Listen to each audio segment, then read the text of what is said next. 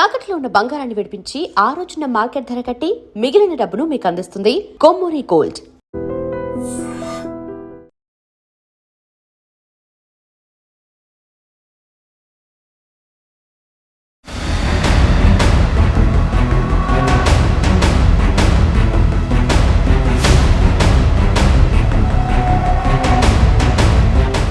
నమస్కారం, welcome to iDream media. నేను మీ సంగీత. హైదరాబాద్లో 44 ఇయర్స్ ఉన్న సాఫ్ట్వేర్ ఎంప్లాయీ దగ్గర నుంచి 2,14,00,000 రూపాయలు సైబర్ నేరగాళ్ళు దోచుకోవడం అనేది జరిగింది. రీసెంట్గానే అది జరగడం జరిగింది. అయితే ఏ విధంగా జరిగింది అంటే, అతనికి సోషల్ ప్లాట్ఫామ్ నుంచి వెళ్ళి ఒక అమ్మాయి ప్రొఫైల్తో ఒక రిక్వెస్ట్ అనేది రావడం జరిగింది. వెంటనే దాన్ని యాక్సెప్ట్ చేశాడు.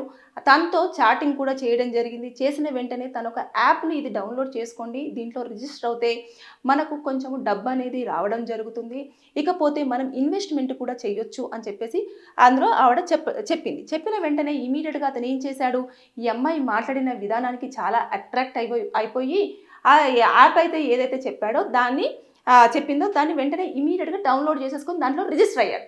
రిజిస్టర్ అయిన వెంటనే అతని అకౌంట్లో ఉన్న 2,14,00,000 రూపాయలు ఇమీడియట్గా విత్డ్రా అవడం అనేది జరిగింది.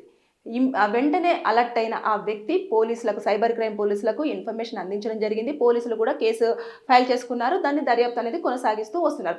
అయితే ఇక్కడ మనం చూసుకుంటే మనం అబ్జర్వ్ చేయాల్సింది ఏంటంటే, ఎప్పుడైనా సరే ఒక అన్నోన్ పర్సన్ నుంచి వెళ్ళి మనకు మెసేజ్ కానివ్వండి, లేదంటే ఫ్రెండ్ రిక్వెస్ట్ కానివ్వండి, లేదు అనుకుంటే ఏదైనా సందర్భంలో ఏదో యునానిమస్ కాల్ కానివ్వండి, ఏదైనా వచ్చింది అని అంటే మనం ఎట్టి పరిస్థితుల్లో కూడా స్పందించేటప్పుడు చాలా వరకు జాగ్రత్తలు పాటించాలి.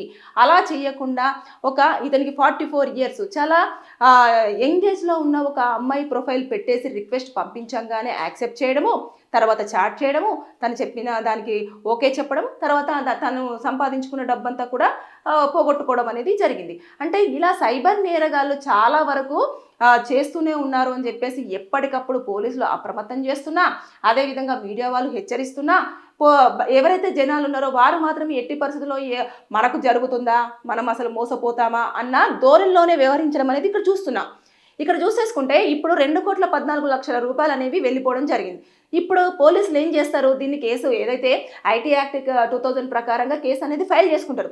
చేసుకున్న నేపథ్యంలో ఎక్కడి నుంచి ఈ థెఫ్ట్ అనేది జరిగింది, అసలు ఎలా అప్రోచ్ చేయాలి, ఈ ప్రొఫైల్ ఎవరిది, తర్వాత ఇక్కడ నుంచి ఈ డొమైన్ అనేది ఎక్కడి నుంచి వర్క్ అవుతుంది, ఇదంతా కూడా వారు ఎంక్వైరీ చేసేసి దాన్ని మొత్తం చూసి పట్టుకునడానికి చాలా టైం పడుతుంది. దాంట్లో ఎంతవరకు డబ్బులు రికవరీ అవుతాయి, లేదంటే రికవరీ అవ్వదు అని చెప్పేసి అనే దానిపైన కూడా మనం ఆలోచించాల్సిన అవసరం ఉంటుంది. అంటే 24 అవర్స్లో కనుక మనం కంప్లైంట్ ఇచ్చినట్లయితే మ్యాక్సిమం పోలీసులు దాన్ని రికవరీ చేయడానికి స్కోప్ ఉంటుంది. అదే 24 అవర్స్ దాటిందంటే కొంచెం మనము కాంప్లికేటెడ్ అని చెప్పే ఆస్కారం అయితే ఉంది. ఇక్కడ చూసేసుకుంటే చాలా వరకు ఎవరైతే ఒంటరిగా ఉంటున్న అబ్బాయిలు కానివ్వండి, లేదంటే వృద్ధులు కానివ్వండి, లేదు అంటే డివోర్స్లు కానివ్వండి, కొంచెం సింగిల్గా ఉండే మెన్స్ కానివ్వండి, అమ్మాయిల ప్రొఫైల్స్ కానివ్వండి, అమ్మాయిల దగ్గర నుంచి మెసేజ్ కానివ్వండి, అమ్మాయిల వాయిస్తో కాల్ కానివ్వండి, ఇలాంటివి రావడం వల్ల ఎక్కువ స్థాయిలో సైబర్ నేరగాళ్ళ చేతుల్లో మోసపోవడం అనేది జరుగుతూ వస్తుంది. రోజుకు దాదాపుగా ఎన్ని కేసులు అంటే 1,000 కేసులు అనేది ఫైల్ అవుతున్నాయి. ఈ సైబర్ నేరగాళ్ళ చేతిలో మోసపోతున్నాయి. అది ఏపీకే ఫైల్ కానివ్వండి, లేదంటే కాల్ అయినా కానివ్వండి, మెసేజ్ అయినా కానివ్వండి, ఇలా ఫ్రెండ్ రిక్వెస్ట్ అయినా కానివ్వండి, ఈ రూపైనా ఖచ్చితంగా వారి దగ్గర ఉన్న డబ్బులను తీసుకోవడానికి వీళ్ళు ప్రయత్నాలు అయితే చేస్తూ ఉన్నారు. కాబట్టి నేను హెచ్చరిస్తుంది ఏంటంటే, కేసు ఫైల్ అవుతుంది, డబ్బులు వస్తాయా రాదన్న సెకండరీ, కానీ మీరు ముందుగా ఏదైనా సరే మనం క్లిక్ చేస్తున్నప్పుడు కానివ్వండి, దాన్ని యాక్సెప్ట్ చేస్తున్నప్పుడు కానివ్వండి, ఎట్టి పరిస్థితుల్లో ఆలోచన అనేది చేయాలి. అంటే సైబర్ నేరగాళ్ళు కొత్త ఆలోచనలతోటి కొత్త విధానాలను ఎంచుకొని మన అకౌంట్లో ఉన్న డబ్బును టార్గెట్ చేస్తూ వారు మనల్ని అప్రోచ్ అవ్వడం అనేది జరుగుతూ వస్తుంది. ఇది చాలా రోజుల నుంచి, చాలా ఇయర్స్గా జరుగుతున్నా సరే అందరూ కూడా చాలా తక్కువగా లైట్ తీసుకోవడం అనేది మనం చూస్తూ ఉన్నాం. ఈ నేపథ్యంలోనే ఎక్కువగా అంటే మన దగ్గర ఉన్న పోలీసు శాఖ ఏదైతే ఉందో సైబర్ క్రైమ్కి సంబంధించిన దాని మీద ప్రత్యేకంగా ఒక టీం పనిచేస్తున్నప్పటికీ కూడా దాని మీద ఎన్ని అవగాహన కార్యక్రమాలు ఏర్పాటు చేస్తున్నా, ఎన్ని ప్రెస్ మీట్స్ పెడుతున్నా సరే మళ్ళీ మోసపోవడం అనేది జరుగుతూనే వస్తుంది. కారణం మన యొక్క నిర్లక్ష్యం.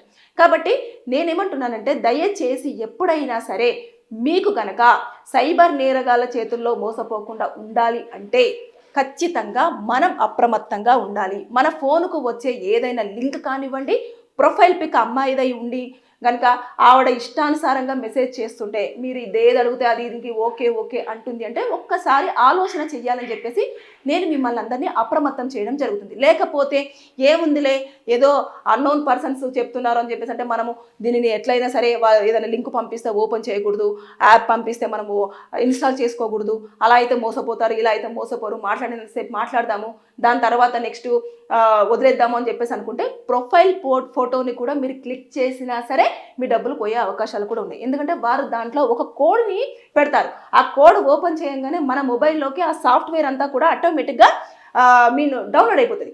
అయిన తర్వాత ఇమీడియట్గా మనం ఏం ఆపరేట్ చేస్తున్నాం ఫోన్లో అన్న విషయాలన్నీ కూడా వారు చూసేలాగానే ఉంటుంది అన్నట్టు. వెంటనే ఇమీడియట్గా వారు మన దాంట్లో యాక్సెస్ అవ్వడం, మన అకౌంట్లో ఉన్న డబ్బులకు టార్గెట్ చేయడం, వెంటనే వారు విత్డ్రా చేయడం అనేది జరుగుతూ వస్తుంది. మనకు తెలియకుండానే ఓటీపీలు అన్ని ప్రతిదీ కూడా వారికి కనిపిస్తూ ఉంటాయి.